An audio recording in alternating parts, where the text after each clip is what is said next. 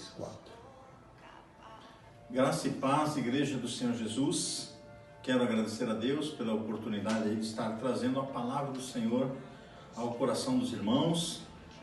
Talvez os irmãos estejam aflitos aí por não estarem na igreja, mas fiquem na paz do Senhor, porque Deus jamais estará distante. Nós estaremos sempre perto do Senhor. Ele estará sempre próximo a nós, no nosso coração, nos restaurando, nos renovando e nos dando palavras de vitória. Quero fazer uma breve oração e agradecer a Deus pela sua vida nesse momento e apresentar a palavra ao Senhor.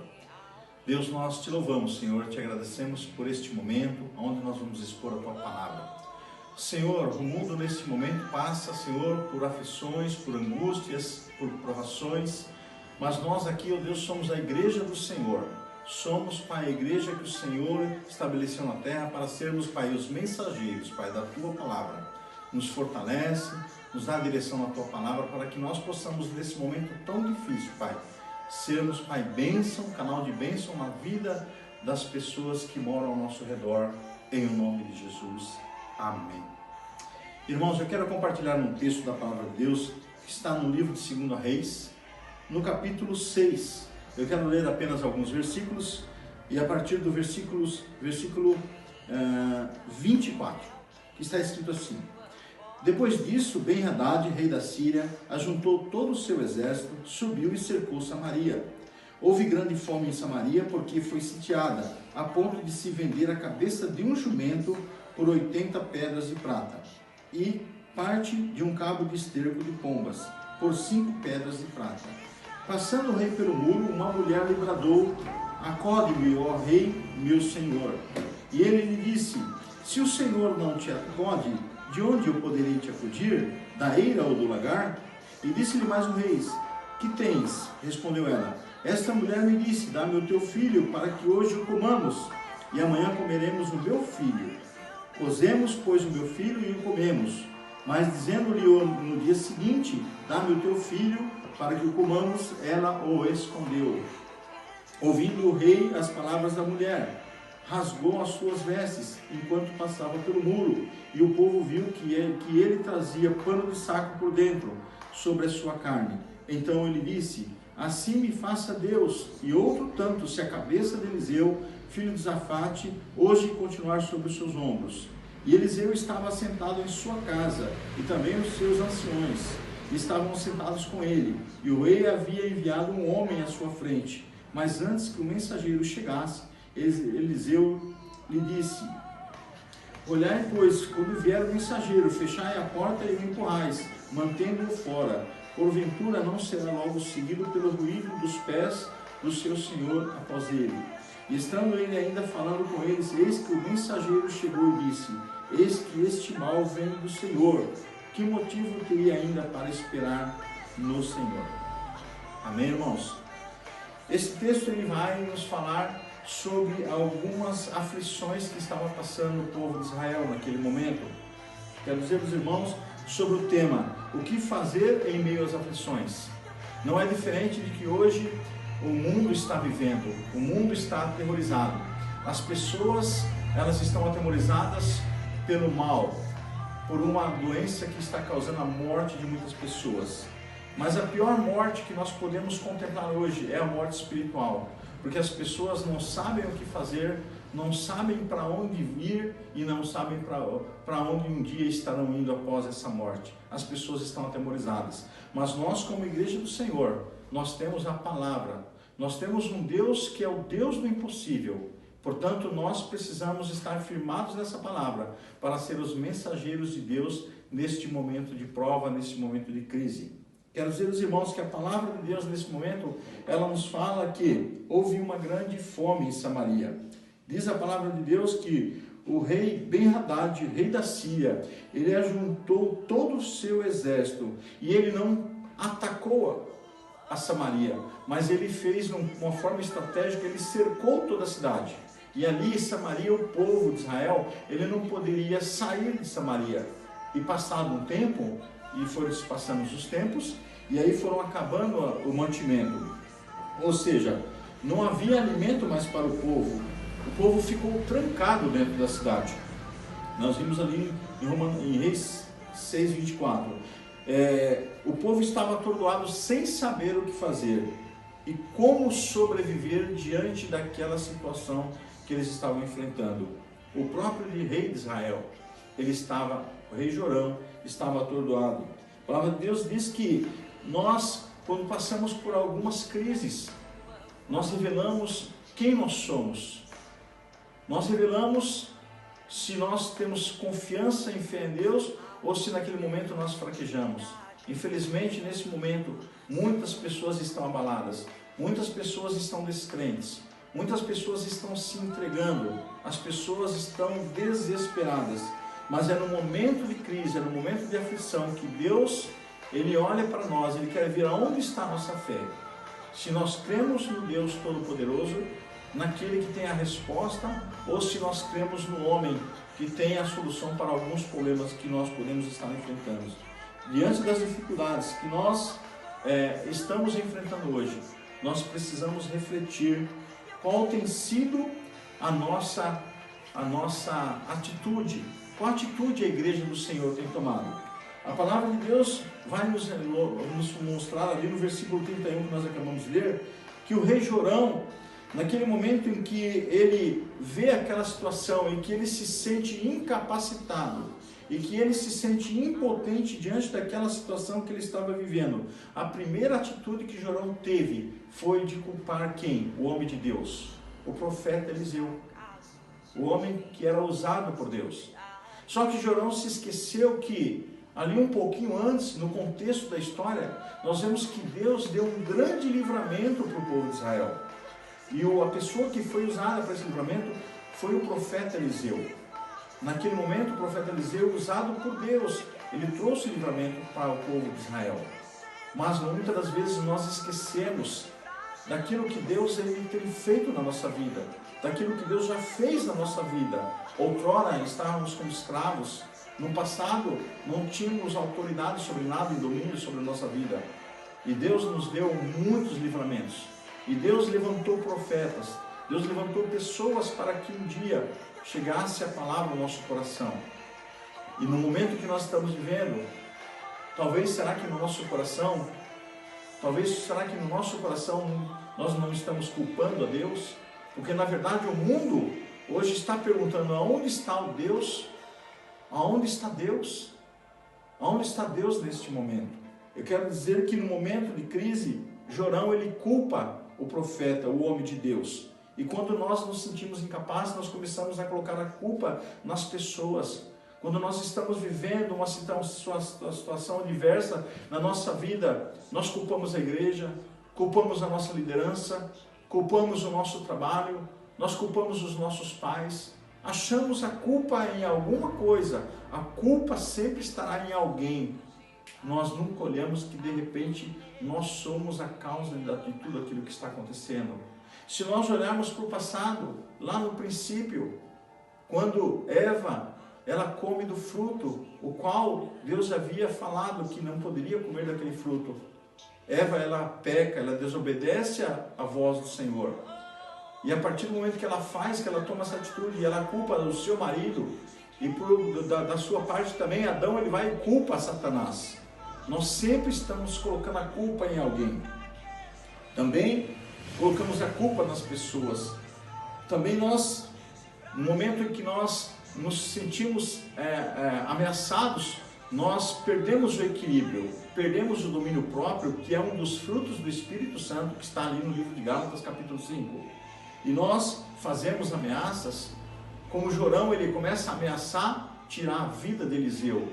E nós ameaçamos muitas das vezes abandonar tudo, abandonar nossa família, abandonar nosso casamento, abandonar o nosso emprego, abandonar a nossa fé, abandonar o nosso compromisso com Deus, abandonar o nosso ministério. Quando nós nos sentimos que somos pressionados ou diante de alguma situação adversa, nós muitas das vezes queremos abandonar tudo. E também nós vemos que Jorão ele fica desconfiado de tudo e de todos. E é assim que Satanás ele começa a trabalhar na vida e na mente das pessoas. E nós desconfiamos de tudo, desconfiamos de todos, não confiamos em mais nada. Nós nos tornamos pessoas totalmente incrédulas.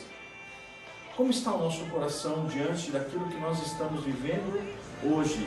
Como está a igreja? Como Deus olha e vê a sua igreja hoje, que ela enfrentando essa situação que nós estamos enfrentando?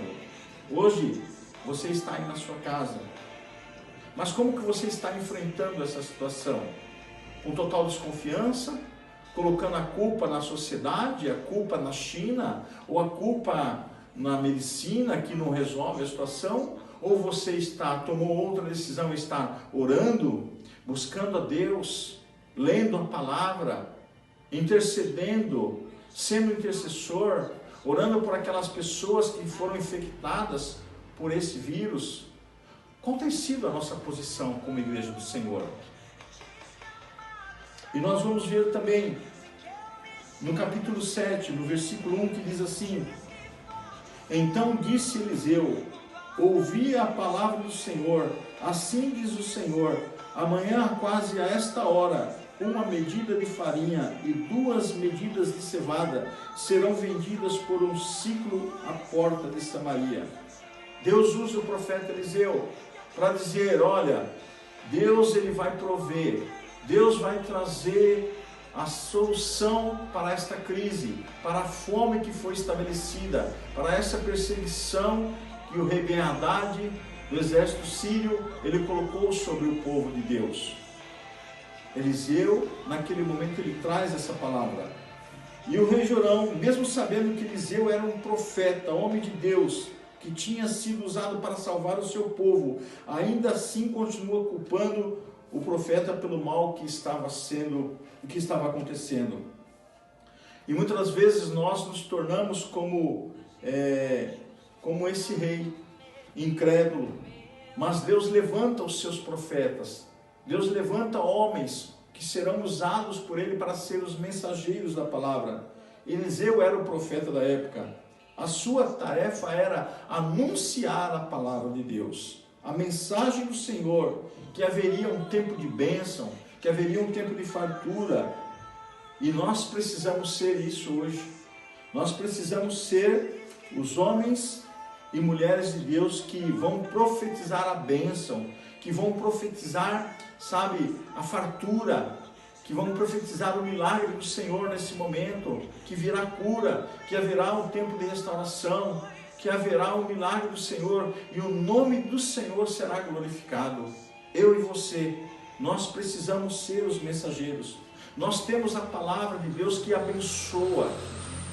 Muitas pessoas têm se achegado até nós, totalmente desesperadas, sem esperança, sem saber o que vai acontecer amanhã. E eu e você, como que nós estamos? Abençoando essas pessoas, orando por essas pessoas, ministrando uma palavra de bênção, porque essa é a posição do profeta. E nós somos os profetas dessa geração. Mas o profeta também ele tem uma palavra, não somente de bênção, mas de advertência, de advertir sobre as consequências da incredulidade. Ou seja, nós, como igreja do Senhor, nós não podemos nos portar como pessoas incrédulas diante do que está acontecendo.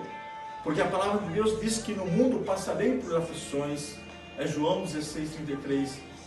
Mas o Senhor Jesus disse que tenhamos bom ânimo, temos paz nele, porque ele venceu o mundo. E se o Senhor venceu todas as guerras, todas as batalhas, foi para que hoje nós tivéssemos vitória. A igreja do Senhor Jesus, ela não será abalada por essa situação que nós estamos vivendo. Muito pelo contrário, a igreja neste momento ela vai se levantar mais forte, porque eu e você nós nos fortaleceremos, nós estaremos mais unidos, mesmo que distante fisicamente, mas espiritualmente não. Nós estaremos ligados em um só corpo, em um só espírito, orando, buscando a face do Senhor, para que Deus tenha misericórdia. No livro de 2 Crônicas, capítulo 7, versículo 14, está escrito que se o meu povo se converter dos seus maus caminhos, ou seja, tudo isso que está acontecendo também é porque o mundo anda na contramão de Deus. É porque muitas pessoas que conhecem a palavra de Deus estão andando na contramão de Deus, totalmente, sabe, inertes, totalmente paralisadas, não querem obedecer, não querem servir, não querem sacrificar. Ou seja, o inimigo, ele realmente está ganhando terreno. E hoje com toda essa situação, quantas pessoas que estão abandonando a sua fé? Ou seja, eu e você, nós precisamos ser profetas em meio a essa situação, em meio a essa crise. Porque o pior mal não é que uma pessoa morra por esta gripe, ou por essa bactéria, ou por essa situação. A pior morte é a morte espiritual, onde as pessoas vão morrer sem Jesus e irão para o inferno, aonde haverá dor, aonde haverá um pranto, aonde haverá eternamente as pessoas estarão distantes de Deus. E nós precisamos ministrar essa palavra, porque ainda que estejamos com vida, enquanto estivermos com vida, há esperança. E a palavra de Deus, ela vai ainda dizer que aquele que tem a palavra, aquele que tem a vida, rios de água viva correrão em seu ventre. E a palavra de Deus ainda continua falando que se nós crermos em Jesus Cristo como nosso Senhor e nosso Salvador, nós não veremos a morte, mas nós viveremos eternamente ao lado do Senhor.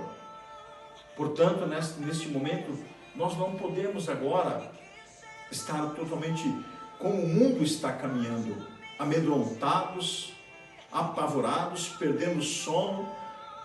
Quantas pessoas conhecedoras da palavra de Deus que hoje estão desesperadas, correndo, enchendo as prateleiras, gastando tudo que tem, com medo de não ter mais alimento. Nós precisamos, como igreja, nós precisamos nos posicionar e mostrar para o mundo que nós temos a esperança, e a nossa esperança é Cristo, a solução para os nossos problemas, a solução para a nossa vida. Ou seja, a palavra de Deus no capítulo 7, no versículo 2, ela vai dizer assim, que porém um capitão, em cujo braço o rei se apoiava, respondeu ao homem de Deus: ainda que o Senhor fizesse janelas no céu, isso poderia acontecer? E ele respondeu: eis que o verás com os teus olhos, porém de nada comerás. A palavra de Deus vai dizer que este capitão, o qual o rei se apoiava, ele duvida da profecia de Eliseu, ele duvida da palavra do homem de Deus. Ou seja, veja só, muitas das vezes, nós até que conhecemos a palavra de Deus, nós achamos que já sabemos de tudo, nós pensamos que somos fortes o suficientes para viver qualquer que seja a situação que vier sobre nós. Nós até muitas das vezes duvidamos que a palavra de Deus, ela será realmente a resposta para o nosso coração. Como está a nossa vida nesse momento? Porque infelizmente muitas pessoas são usadas para mandar, desmandar, pensando que sabem de tudo, que são fortes, e até reis se apoiam nelas. Mas ninguém é maior que o nosso Deus, ninguém é mais poderoso que Jesus, que pode mudar toda a situação, que pode mudar toda a nossa história. Somente Jesus, em tempo de crise, ele tem uma nova oportunidade para cada um de nós, para a igreja do Senhor Jesus, para o seu casamento, para a sua vida emocional, para você que está desesperado, pensando que vai perder o seu emprego. Não, Jesus é a resposta para o teu coração nesta noite, para a tua vida, para aquilo que tem tirado o teu sono. Ou seja, deixa ser Jesus, deixa ser Deus o general em sua vida, sabe? Não seja arrogante.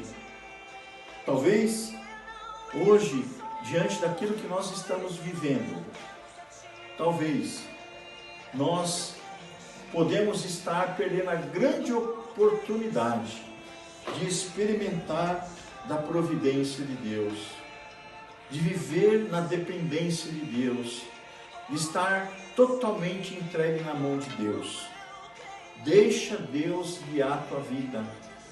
Não vá viver, não mude a tua fé pelo que as pessoas estão falando, pela incredulidade do mundo, pela incredulidade de reis, de governantes que têm falado aquilo que está no seu coração, sem uma direção de Deus. A palavra de Deus, ela sempre será a resposta para o coração da igreja. No momento de crise, não faça como aquele homem que ele se sentiu o Todo-Poderoso, mas ande na dependência do Senhor, busque o Senhor, se entregue a Ele, consagre a tua vida, consagre a tua família, e o mal não virá sobre a tua vida.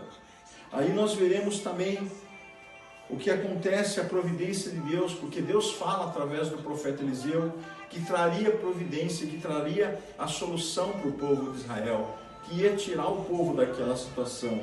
E ali no versículo 3 ele vai dizer assim, que Deus vai usar 4 homens, 4 leprosos, 4 pessoas que estavam afastadas da sociedade, 4 pessoas que ninguém dava mais nada por eles, e eles também talvez tivessem perdido até a esperança para a sua vida, mas Deus usa aqueles 4 homens para que eles pudessem trazer a solução para o problema daquela crise, naquele momento.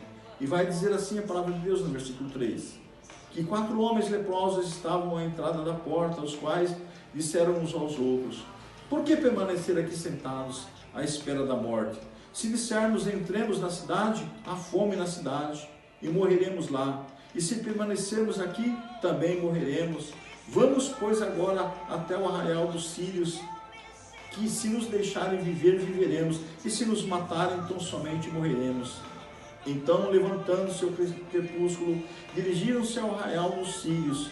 Quando chegaram à entrada do arraial dos sírios, não havia ninguém ali, porque o Senhor fizera ouvir no arraial dos sírios um ruído de carros e de cavalos, como o de um grande exército, de maneira que disseram uns aos outros, eis que o rei de Israel alugou contra nós os reis dos heteus e os reis dos egípcios, para virem contra nós. Deus traz a providência. Aqueles 4 homens, eles vão até o arraial ali dos sírios, porque eles já não tinham mais esperança para a sua vida, restava somente a morte, mas eles deram um passo e falaram, bom, nós vamos até lá, porque talvez, quem sabe, lá a gente não consiga algo para comer, se eles nos matarem, nós estamos mortos mesmo. E quando eles chegam ali no arraial do exército sírio, diz que ali não havia ninguém.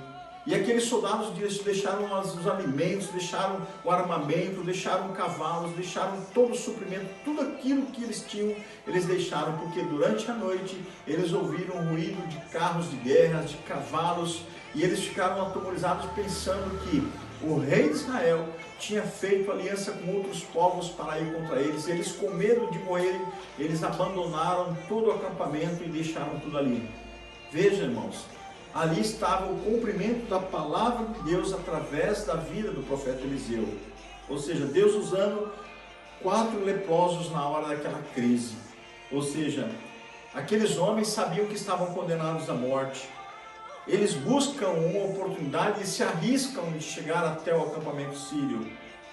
Mas nós vemos que no temor de Deus, eles também, depois que eles conquistam a comida que eles queriam para comer, nós vamos ver no versículo 9 e 10, que eles voltam e dão a notícia para o rei, que ali havia o alimento, que ali havia armamento para que os israelitas pudessem saciar a sua fome.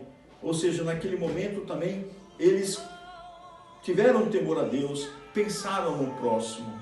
E nós, nesse momento, nós precisamos pensar no próximo. Nós não podemos pensar como o mundo pensa, cada um para si. Nós precisamos pensar que nós temos muitos irmãos, não somente na nossa igreja, e em outras igrejas, passando por lutas, passando por dificuldades. Nós precisamos entender que nós temos uma família também, que não é a família da fé, mas são os nossos familiares, que talvez nesse momento estão precisando de uma palavra, precisando de uma orientação, precisando de uma mão estendida. E nós tomamos assim o exemplo desses homens, que eles compartilharam aquilo que eles haviam conquistado. Eles compartilharam as boas novas, aquelas ao povo de Israel que precisavam. Irmãos, nós temos as boas novas de salvação. E nesse momento, o que o mundo mais precisa não é uma vacina para curar, combater esse vírus, mas é da salvação que está em Cristo. Porque o mundo jaz no maligno. Nós sabemos que muitas pessoas, que elas não estão infectadas, mas estão indo para o inferno porque ainda não conheceram a Cristo. E nós somos cristãos, nós conhecemos a palavra de Deus e nós precisamos permanecer fiéis a esse Deus. Nós precisamos entender que nós somos como aqueles leprosos, que um dia também não tinha vida, não tinha esperança, mas o Senhor nos encontrou, mudou a nossa vida, nos deu uma nova vida, nos deu uma nova identidade. Hoje nós somos sarados e hoje nós temos o nosso nome escrito no livro da vida. E nós precisamos entender de uma coisa, que nós precisamos permanecer fiéis a esse Deus, fiéis nas nossas orações, fiéis no nosso compromisso com a igreja, com os nossos dízimos, com as nossas ofertas. Não é porque nós estamos hoje longe, é que nós podemos recuar e nós podemos agora abandonar a nossa fé, abandonar os nossos compromissos. Não, muito pelo contrário, você aí na sua casa, faça um voto com o Senhor de não abra mão, não negocie a sua salvação, não negocie a sua fé, não negocie nada. Você pode ter experiências maravilhosas com Deus aí na sua casa, com a sua esposa, com os seus filhos, com a sua família. Faça o seu culto no lar, se dedique ao Senhor, se dedique à leitura da palavra e também não perca as oportunidades de compartilhar a palavra de Deus com as pessoas que estão necessitando. Quando surgem as oportunidades, como hoje estão surgindo oportunidades, nós não podemos ser egoístas e ficar com a bênção somente para nós. Nós temos a bênção de Deus. Nós temos um Deus que cura, um Deus que opera milagres, que opera maravilhas. Esse Deus nós temos, nós conhecemos e temos relacionamento com Ele. Mas no momento da crise, nós precisamos ser iguais a esses leprosos. Ser fiel a Deus, ser fiel em tudo, nos nossos compromissos. A diferença que haverá no meio do povo cristão, a diferença que vai acontecer na igreja, tão somente ela virá se a igreja permanecer em unidade. O inimigo, ele quer dispersar a igreja.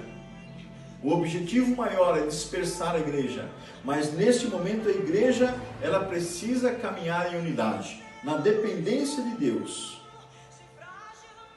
E Deus, neste momento, Ele quer nos usar como um instrumento, como um canal de bênção.